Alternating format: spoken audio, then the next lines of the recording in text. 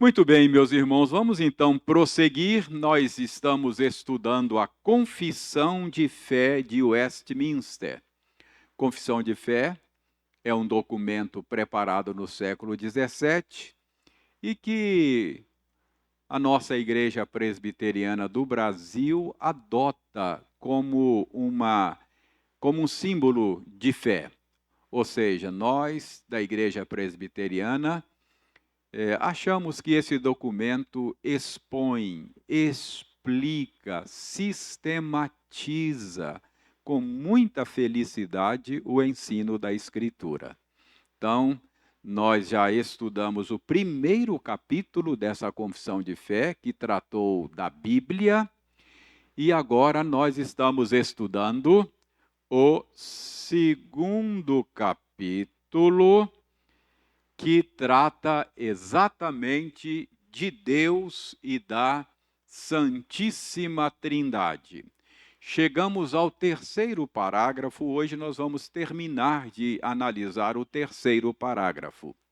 Já analisamos a primeira parte dele, a primeira metade, hoje vamos nos deter na segunda metade. Como eu disse na oração ainda há pouco, o assunto desse capítulo é um assunto muito denso, complexo, difícil de ser explicado, difícil de ser entendido. E é natural que seja assim, não é? Porque nesse capítulo nós estamos tentando articular aquilo que Deus é. E Deus é muito maior do que nós. Deus é muito mais profundo do que nós podemos alcançar. Então é muito natural que a gente tenha alguma dificuldade em tratar desse assunto. Mas não desanime não. Não desanime não, isso é necessário. As coisas reveladas pertencem a nós e aos nossos filhos. Isto é, Deus revelou para que a gente pudesse lidar com elas, aprender, estudar, meditar, refletir a respeito delas. Agora, as não reveladas não nos pertencem. Então a gente não deve se preocupar com aquilo que Deus não revelou. Mas aquilo que ele revelou deve ser objeto de estudo, sim. Mesmo que pareça complicado, mesmo que pareça difícil, não é? É assim que a nossa fé vai ganhando profundidade, vai se tornando uma fé mais madura, uma fé mais robusta. Então a gente não deve desanimar, não. É como lá na academia, né? Você vai ganhando musculatura na medida em que você vai sendo perseverante nos exercícios. Às vezes é difícil, mas você tem que perseverar para ganhar musculatura. Então, se você quiser ter uma fé mais robusta, ganhar musculatura espiritual, você tem que se dedicar a estudar esses assuntos mais difíceis, mais complexos, né? Então, dito isso, vamos reler este parágrafo, não é?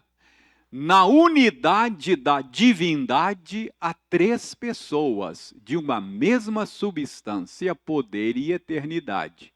Deus o Pai, Deus o Filho e Deus o Espírito Santo. O Pai não é de ninguém, não é nem gerado, nem procedente. O Filho é eternamente gerado do Pai.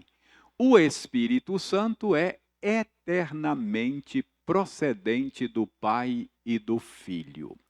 Vamos com bastante celeridade, com muita rapidez, fazer uma rápida recapitulação daquilo que vimos. Nós vimos a primeira parte, não é? Na unidade da divindade, há três pessoas de uma mesma substância, poder e eternidade: Pai, Filho e Espírito Santo. Nós passeamos pelas páginas da Bíblia, lemos textos bíblicos e nós chegamos à seguinte conclusão: embora haja muito mistério a respeito do ser triuno de Deus, nós podemos afirmar com certeza com base na Bíblia, tem muita coisa que a gente não pode afirmar, não sabe, porque tem mistérios, não é? Mas podemos afirmar com toda certeza, à luz da Bíblia, Deus é um só. Não há dúvida quanto a isso, não é? Há uma só essência divina, uma só substância divina, uma só natureza divina. Mas Deus é três. Deus é um e é três. Ele é três num sentido diferente. Uma única substância, mas três pessoas. Podemos afirmar com toda certeza, porque a Bíblia nos autoriza, que cada pessoa da Trindade é completamente divina. O Pai é Deus, o Filho é Deus, o Espírito é Deus. E podemos afirmar com absoluta certeza que cada pessoa é distinta uma da outra. O Pai não é o Filho. O Filho morreu na cruz. O Pai não. O Pai não morreu na cruz. Entendeu? O Espírito Santo não é o Filho. O Espírito Santo não é o Pai. Então tem muita coisa que a gente tem que ficar em silêncio porque a gente não sabe. Mas isso aí podemos afirmar, porque isso está claramente revelado para nós na Escritura e vimos isso na semana passada. Agora vamos nos deter na segunda metade deste parágrafo. A segunda metade diz: o Pai não é de ninguém, não é nem gerado, nem procedente. O Filho é eternamente gerado do Pai. O Espírito Santo é eternamente procedente do Pai e do Filho. Na semana passada, nós lembramos a vocês alguma coisa da história da igreja antiga. Lá no século IV, a igreja ainda estava se debatendo para entender quem é Jesus, quem é Deus, como é a relação entre as pessoas da Trindade. Então foi um tempo assim de muita efervescência e muitas formulações a respeito desse assunto foram apresentadas. E nós vimos na semana passada que um presbítero de Alexandria, chamado Ário, ele propôs um entendimento a respeito da relação entre a primeira e a segunda pessoa da Trindade. Ário, estudando a Bíblia dele, falou: olha, eu creio que a segunda pessoa da Trindade é uma divindade inferior. Ele é superior aos homens, mas ele é inferior ao Pai. O Filho, a Bíblia diz que ele foi gerado, então ele tem uma posição subordinada. O Pai é uma divindade maior, o Filho é uma divindade menor. Então ele propôs esse entendimento. Isso criou uma controvérsia, porque o bispo de Alexandria, o Alexandre, levantou-se contra esse entendimento. E essa controvérsia ficou conhecida na história da igreja como a controvérsia ariana. Então, depois, se você quiser aprofundar, dá um Google lá e controvérsia ariana, você vai encontrar muitos artigos lá. Então, veja bem, deixe-me mostrar para vocês algumas passagens bíblicas que o Ário entendeu erradamente. O arianismo foi condenado pela igreja como uma heresia, tá bom? Mas vejam aí, Salmo capítulo 2, verso 7. Alguém leia em alto e bom som.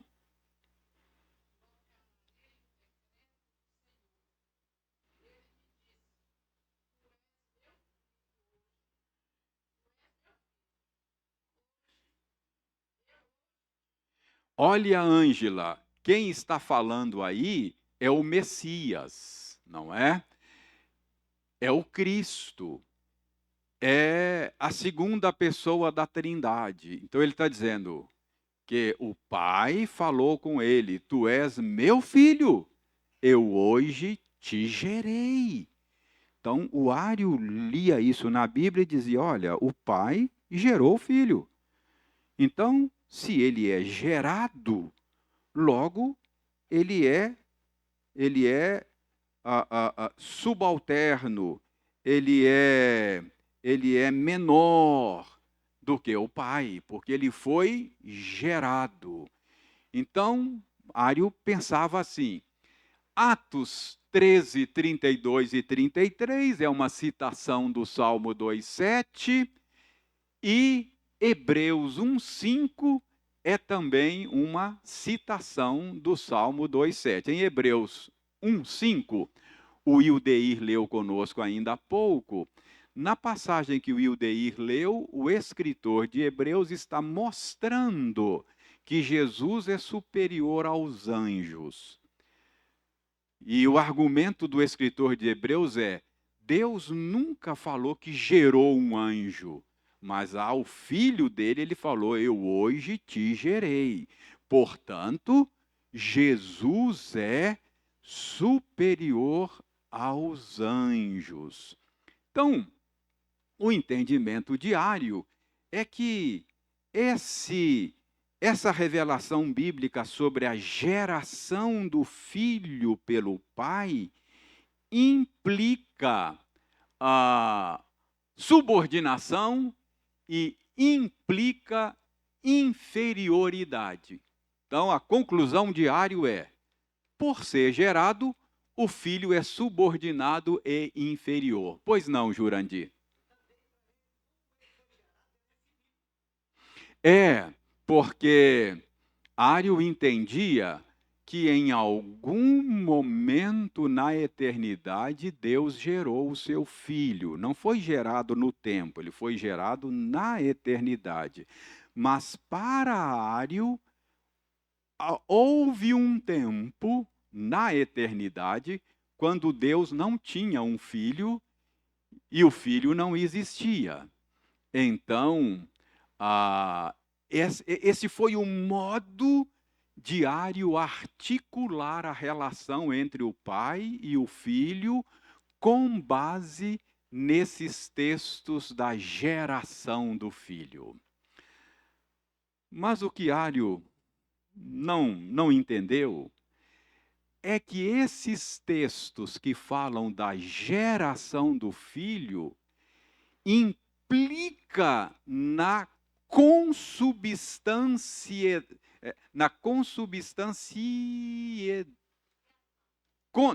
é consubstanciação, ou é consubstanciação do filho em relação ao pai. Deixa eu formular de maneira diferente, para não deixar dúvida. Esses textos que falam da geração do filho pelo pai, eles nos levam à conclusão de que o filho é consubstancial com o pai, ou seja, da mesma substância, da mesma natureza. Curiosamente, o Ário concluiu o contrário. Se ele foi gerado, ele é de uma natureza inferior. Mas esses textos, pelo contrário, o que esses textos querem revelar é que, por ser gerado, o filho recebeu a mesma substância, a mesma natureza divina do Pai. Deixe-me tentar explicar isso. Nenhum anjo, no texto que o Wildeir leu, o autor de Hebreus está dizendo assim: a qual anjo Deus falou, eu te gerei? Deus nunca falou para anjo nenhum, eu te gerei. Portanto, ele falou para o filho. Então, o filho é superior aos anjos. Por quê? Porque o filho foi gerado e os anjos não foram gerados. Preste bem a diferença. Os anjos não são geração de Deus. Os anjos são criaturas de Deus. É diferente. Nós somos criaturas de Deus. Jesus é geração de Deus. É diferente. Há uma diferença entre criação e geração. Nós fomos feitos à imagem de Deus, mas não fomos gerados. Quando você faz um bolo, você não gera um bolo, né? Você faz um bolo. Então você faz o bolo, você pega lá os ingredientes, não é? Junta os ingredientes, prepara a massa, tal. Você pode dizer, olha, eu fiz o bolo. Não há nenhuma comunicação da sua natureza àquele bolo. Foi você que fez, mas o bolo não tem a mesma natureza sua, né? O bolo é o bolo, você é um ser humano. Não é verdade? É claro que a geração divina embora seja análoga, ela é diferente, em alguma medida, da geração humana. Mas quando você gera um filho, você comunica a ele a sua natureza. Não é verdade? Tem uma comunicação de natureza. Então, Deus nos fez, nos criou a sua imagem e semelhança, ele criou os anjos, mas o seu filho não é criatura, é geração, é diferente. E qual é a implicação desta geração? É que o pai comunicou ao filho, nesta geração, a sua natureza divina. O filho é consubstancial com o pai, tem a mesma natureza. Por isso que ele é chamado de filho unigênito. Jesus é filho de Deus no sentido que só ele é. Ninguém mais é filho de Deus naquele sentido de geração. Você é filho de Deus por adoção, por causa da sua união com Jesus. Você não foi gerado, você é criatura e adotado como filho. Jesus é o único Filho de Deus. Veja bem, no ano 325, o imperador Constantino convocou uma grande reunião. Mais ou menos 250 bispos participaram desta reunião para discutir essa controvérsia ariana, não é? Como é que é a relação entre o pai e o filho? Isso foi debatido lá em 325, bem no início do cristianismo. Essa reunião aconteceu na cidade de Niceia, uma cidade da Bitínia, que hoje ficaria onde é a Turquia moderna. E essa reunião ficou conhecida na história como Concílio de Niceia. Então, esse concílio se debruçou sobre essa controvérsia para então concluir que as ideias do Ário não eram aceitáveis, não eram bíblicas. Então, a fé da igreja a respeito desse assunto ficou estabelecida no Concílio de Niceia. Esse concílio elaborou um credo, o Credo Niceno. Ele é conhecido também como Credo Niceno Constantinopolitano. Isso porque, embora o concílio de Niceia tenha decidido qual era a posição correta, o arianismo floresceu e não morreu. Ele floresceu e tal. E, num outro momento, teve um outro concílio na cidade de Constantinopla que reafirmou o credo niceno. Então, ele ficou conhecido na história como o credo niceno-constantinopolitano. Deixe-me, você deve conhecer, mas deixe-me apresentar para vocês o credo niceno. Está aí o credo niceno, ó. Cremos em um só Deus, Pai onipotente, Criador do céu e da terra, de todas as coisas visíveis e invisíveis. Agora preste atenção. Cremos em um Senhor Jesus Cristo, o unigênito de Deus, gerado pelo Pai antes de todos os séculos, Deus de Deus, luz da luz, verdadeiro Deus de verdadeiro Deus, gerado, não criado, de uma só substância com o Pai. Por ele todas as coisas foram feitas, o qual por nós homens e por nossa salvação desceu dos céus, foi feito carne pelo Espírito Santo da Virgem Maria, e fez-se verdadeiro homem, e foi crucificado por nós sob o poder de Pôncio Pilatos. Ele padeceu e foi sepultado, e no terceiro dia ressuscitou conforme as Escrituras, e subiu ao céu e assentou-se à direita do Pai, e de novo há de vir com glória para julgar os vivos e os mortos, e seu reino não terá fim. Cremos no Espírito Santo, Senhor e vivificador, que procede do Pai e do Filho, que com o Pai e o Filho conjuntamente é adorado e glorificado, que falou através dos profetas. Creio na Igreja una, universal e apostólica. Reconheço um só batismo para a remissão dos pecados e aguardo a ressurreição dos mortos e da vida eterna do mundo vindouro. Se essa for a sua fé, você é um cristão ortodoxo. Essa é a fé comum de todos os cristãos, de todas as linhas. Isso aqui nos une até ao catolicismo romano.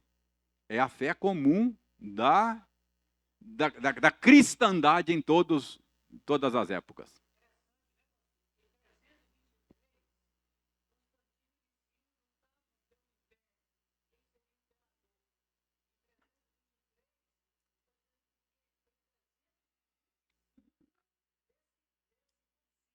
Aham. Não, ainda não. Isso. Isso.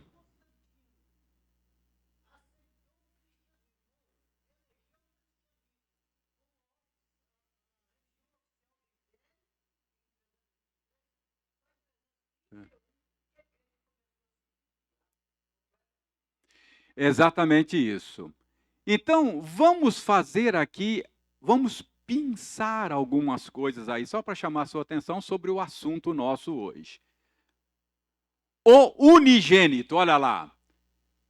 Cremos em um Senhor Jesus Cristo, o unigênito Filho de Deus. Ou seja, Jesus é Filho de Deus de um jeito que ninguém mais é.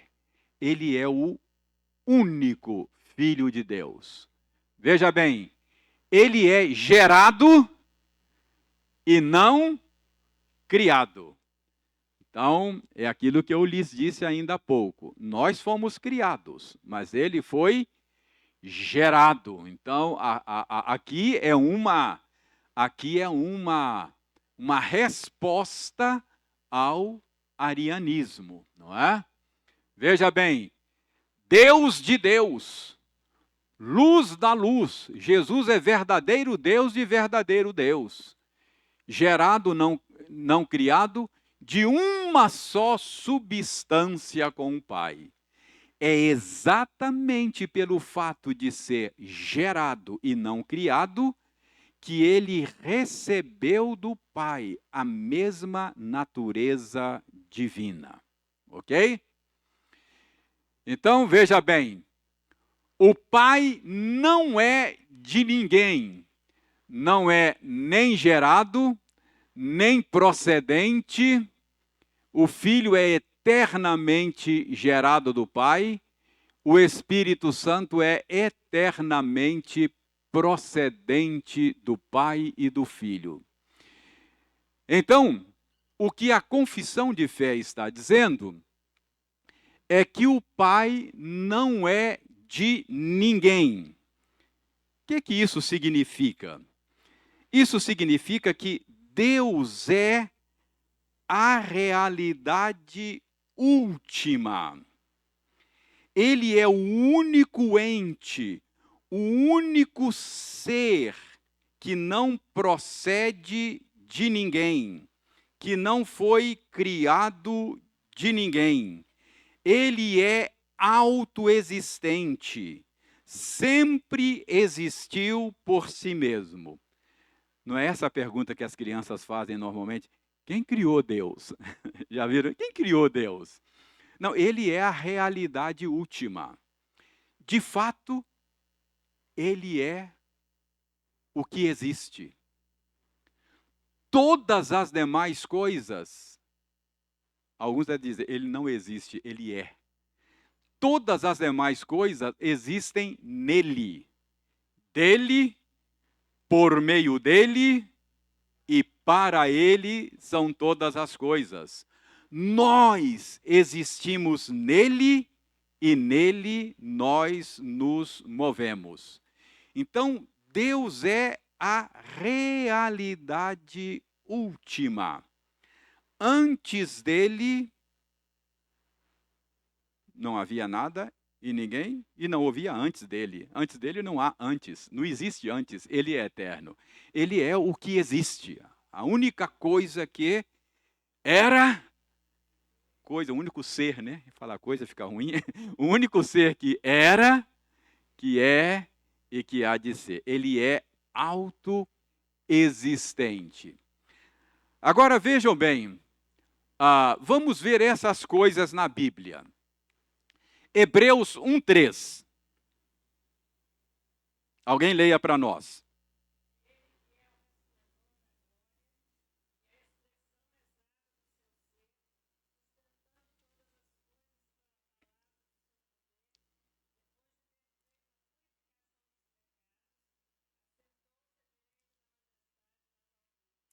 Antes de comentar essa passagem que a Eliane leu, deixe-me dizer uma coisa aqui, porque pode estar ficando uma ideia aqui.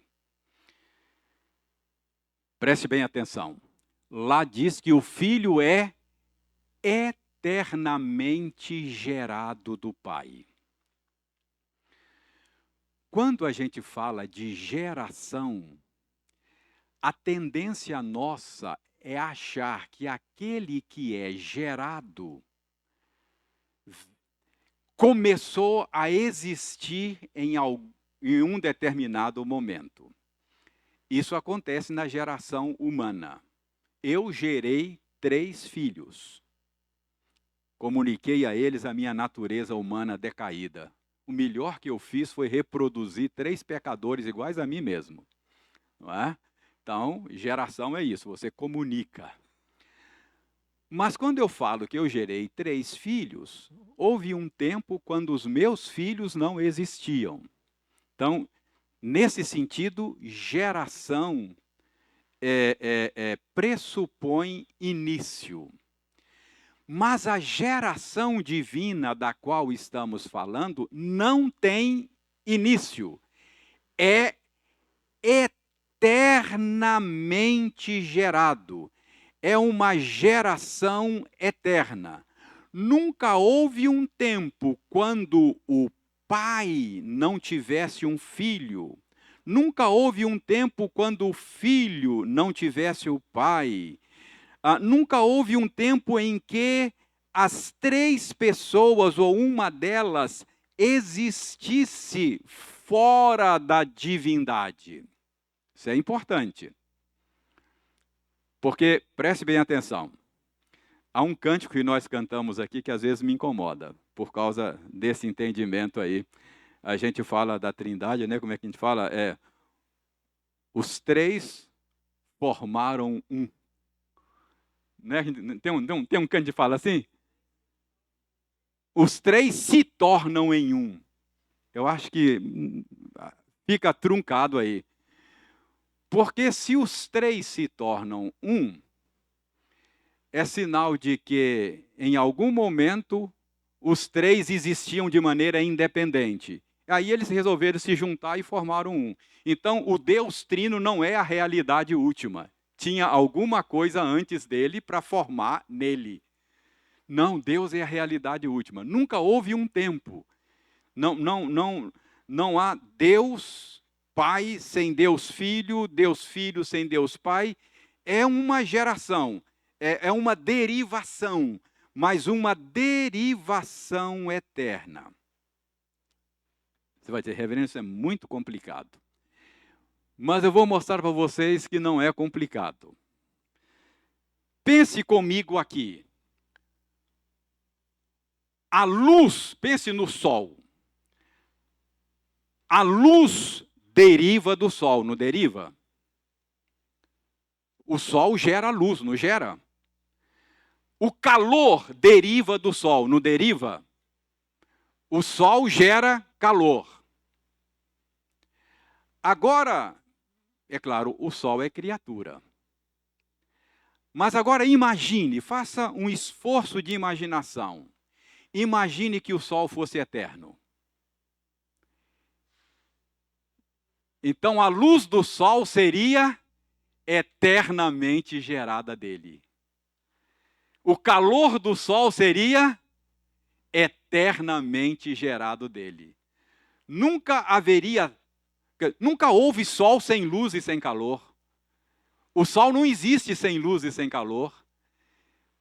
Sempre que houve sol, ele gera o quê? Luz e calor. Percebe? Então, se você fizer um esforço imaginário, aqui de imaginação, você vai poder conceber na sua mente finita, pequena, o que é geração eterna. É só pensar, se o sol fosse eterno, eu podia dizer, o sol, a luz e o calor são eternamente gerados pelo sol. Toda analogia, toda ilustração tem as suas limitações, não é? Nós estamos tentando fazer uma analogia aqui para entender um ser que é muito maior do que nós. Mas o modo como a igreja cristã articulou isso é dizer, o Filho é gerado sim, mas ele é eternamente gerado. Veja bem, veja João 1,18. Ele é a expressão, lá em Hebreus, a Eliane leu ainda há pouco, ele é a expressão exata do ser de Deus. O Filho é que dá expressão, não é? João 1,18.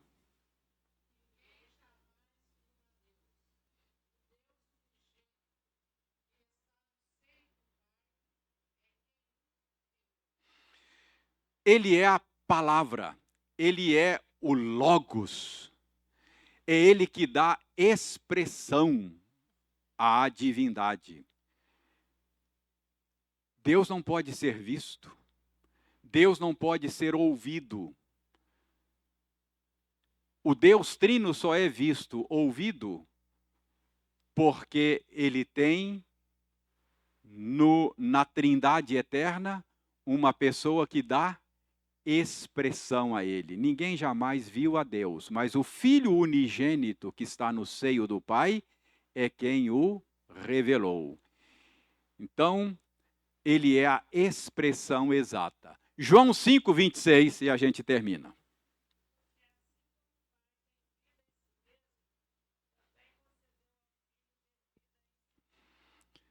O Pai tem vida em si mesmo. Ele não recebe vida de ninguém. Ele é autoexistente.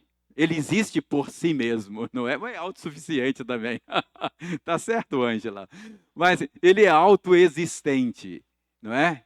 Ele existe por si mesmo. Nós existimos nele, mas ele existe nele mesmo.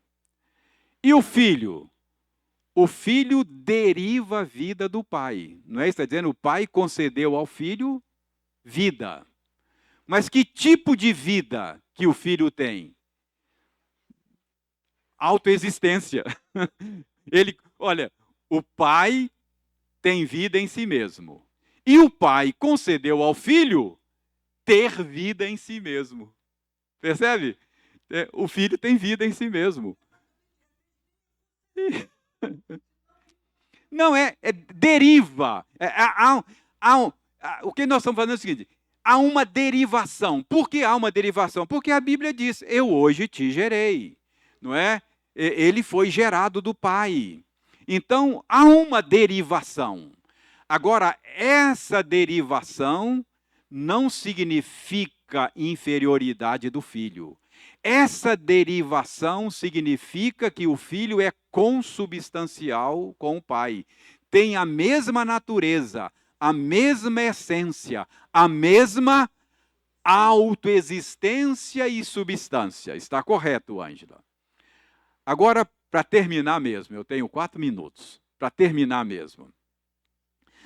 Mas, pastor, a Bíblia não fala que há uma submissão do filho ao pai. Por exemplo, o pai envia o filho, porque Deus amou o mundo de tal maneira que enviou o seu filho, não é? O filho mesmo diz: eu não vim de moto próprio, eu não vim para fazer a minha vontade, eu vim para fazer a vontade daquele que me enviou. O tempo todo o filho fala da sua sujeição ao pai. Então parece que há uma subordinação. É verdade. A Bíblia fala de uma subordinação do filho ao pai. Mas como é que a gente articula essa subordinação sem falar que o filho é inferior, sem admitir a sua inferioridade ao pai em termos ontológicos, do ser, da natureza? A gente articula falando da Trindade em 2 sentidos. Se você estiver falando da Trindade ontológica, ou seja, da natureza das três pessoas, não há submissão. São todos com a mesma divindade, com o mesmo poder, com a mesma essência, com a mesma natureza. Quando a Bíblia fala da sujeição do filho ao pai, está falando da trindade econômica, ou seja, é a trindade em ação, na obra da criação, na obra da salvação. Então, não é uma sujeição ontológica, é uma sujeição funcional. É uma diferença de função, não é? Mas o filho, ele é da mesma natureza do pai. Tende em vós o mesmo sentimento que houve também em Cristo Jesus. Porque ele, sendo Deus, da mesma natureza do Pai, igual ao Pai, assumiu uma função humilde. Se fez servo, morreu, foi obediente. Então, é uma sujeição por causa do papel, da função que ele aceitou para salvar os eleitos de Deus. Embora ele fosse da mesma natureza do Pai. Então, tem uma sujeição? Tem, mas não é ontológica, é uma sujeição funcional.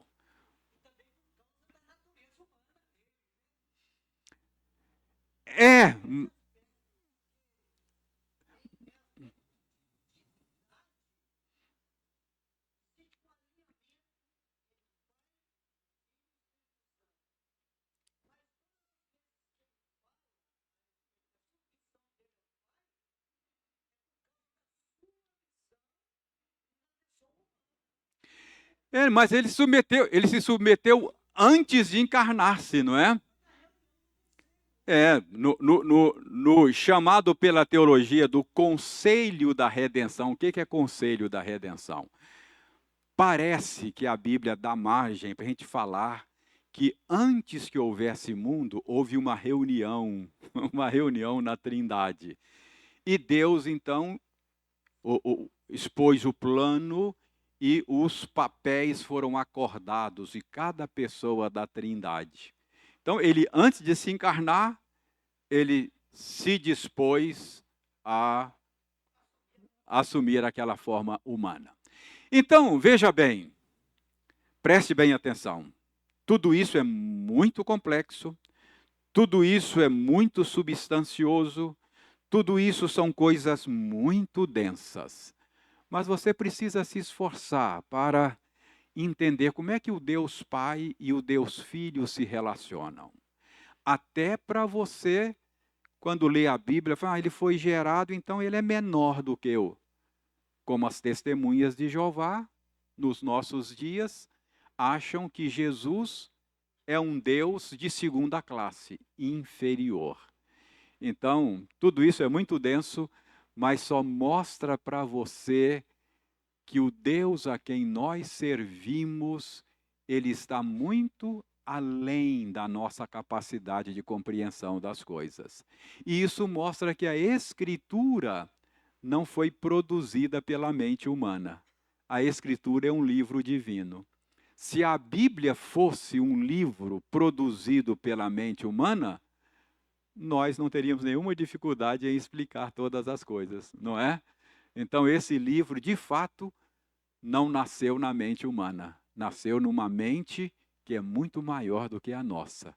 É por isso que esse livro, às vezes, dá nó na nossa cabeça. Mas é natural. Aqui são seres finitos tentando compreender o infinito. Então é natural que você fique mesmo às vezes perplexo. O racionalista, o que faz diante dessa complexidade? Rejeita. Eu não quero saber disso. O crente, o que faz? Adora. Oh, profundidade! Quão grande é meu Deus! Quão inescrutável são os teus caminhos! Não é? Quer dizer, a gente se derrama em adoração. É assim que o coração crente reage a esta profundidade do ser de Deus.